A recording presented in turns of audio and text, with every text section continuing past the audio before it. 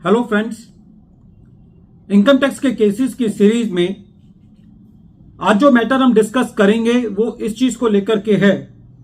कि यदि किसी एसएससी के केस में किसी आइटम को लेकर के उसका एडिशन कर दिया जाता है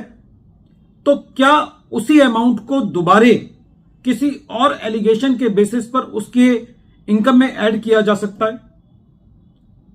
यही issue present case commissioner of income tax versus Pramod Sharma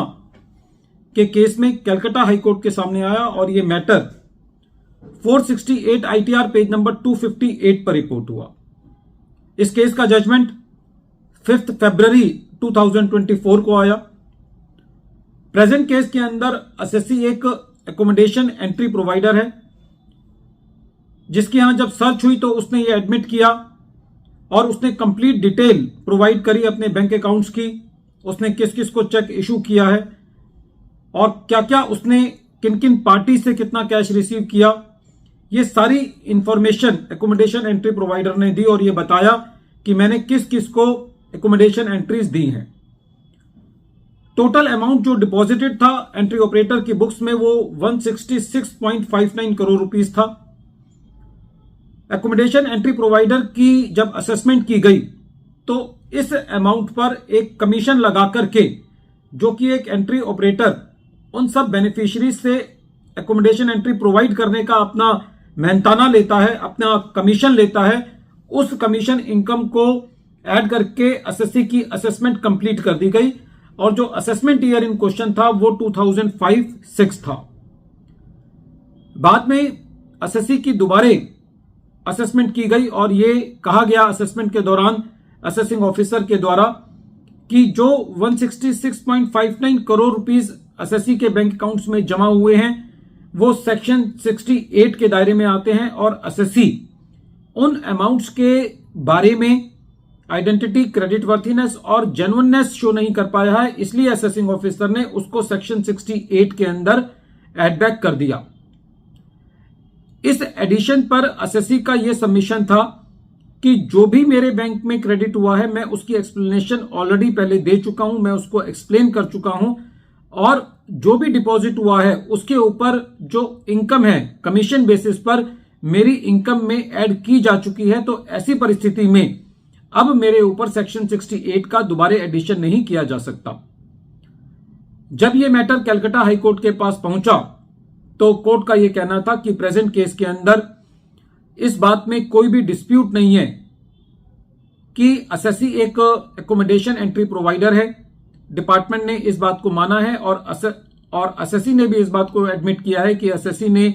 जो बैंक्स में कैश डिपॉजिट किया है वो एसएससी का कैश नहीं है। उसने उसके सोर्स को एक्सप्लेन किया है और एसएससी ने सारी डिटेल दी है अपने बैंक अकाउंट्स की, किस किस को चेक इशू किया है, कहां कहां से कैश रिसीव किया है। तो ऐसी परिस्थिति में जब रेवेन्यू एसएससी का एडिशन कमीशन बेसिस पर कर चुका है तो फिर दोबारे सेम अमाउंट को एसएससी के बुक्स में सेक्शन 68 के अंदर एड बैक